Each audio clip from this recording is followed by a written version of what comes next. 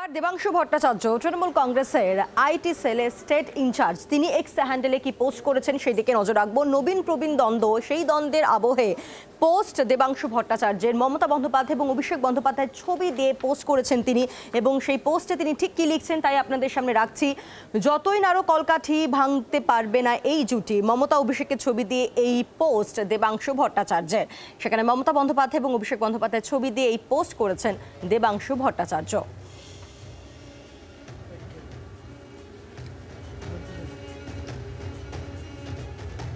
যতই নাড়ো কলকাঠি ভাঙতে পারবে না এই জুটি, এই পোস্ট দেবাংশু ভট্টাচার্যের, যেখানে মমতা বন্দ্যোপাধ্যায়কে প্রণাম করছেন অভিষেক বন্দ্যোপাধ্যায়। এই ছবি দিয়েই এক্স হ্যান্ডেলে পোস্ট করেছেন তৃণমূলের স্টেট ইনচার্জ আইটি সেলের দেবাংশু ভট্টাচার্য।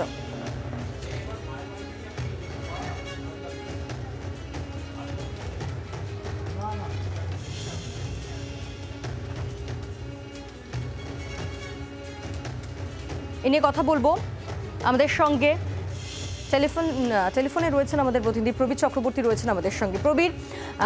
প্রবীণ নবীন যে দ্বন্দ্ব, যে জল্পনা, এরই মধ্যে দেবাংশু ভট্টাচার্যের এই পোস্ট ইঙ্গিতপূর্ণ।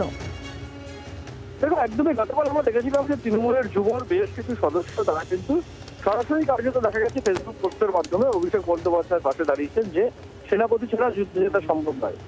দেবাংশু ভট্টাচার্য তিনি একদিকে যুব নেতা, তৃণমূলের আইটি সেলের প্রধান, তিনি আজকে যা পোস্ট করেছেন সোশ্যাল মিডিয়াতে সেটাও কিন্তু যথেষ্ট ইঙ্গিতপূর্ণ। এবং তিনি একদিকে যেমন বোঝাই যাচ্ছে যে তিনি অভিষেক বন্দ্যোপাধ্যায় মমতা বন্দ্যোপাধ্যায়ের মধ্যে যে কোনো দ্বন্দ্ব নেই সেটা পরিষ্কার করে দিচ্ছেন, এবং সেখানে তার ইঙ্গিত কাদের প্রতি সেটা একটা প্রশ্ন যে যারাই চেষ্টা করছে দূরত্ব বাড়ানো তারা সফল হবে না। এই ধরনের একটা তাৎপর্যপূর্ণ আজকে পোস্ট কিন্তু দেবাংশু ভট্টাচার্য করেছে। গতকাল থেকে আমরা দেখছি তৃণমূলের যুবরা কিন্তু তার জন্য তারা সরাসরি পোস্ট করছেন, এবং গত কয়েকদিন ধরে যে জল্পনা, যে মত পার্থক্য দেখা যাচ্ছে তৃণমূলের একদম শীর্ষ নেতৃত্বের মধ্যে, সেখানে দাঁড়িয়ে গতকালে যুব নেতাদের পোস্ট এবং আজকে দেবাংশু ভট্টাচার্যের পোস্ট অবশ্যই মাত্রা একটা আলাদা তাৎপর্য বহন করে। ধন্যবাদ প্রবীর। বাংলার আওয়াজ, বাঙালির আবেগ, জি 24 ঘন্টা।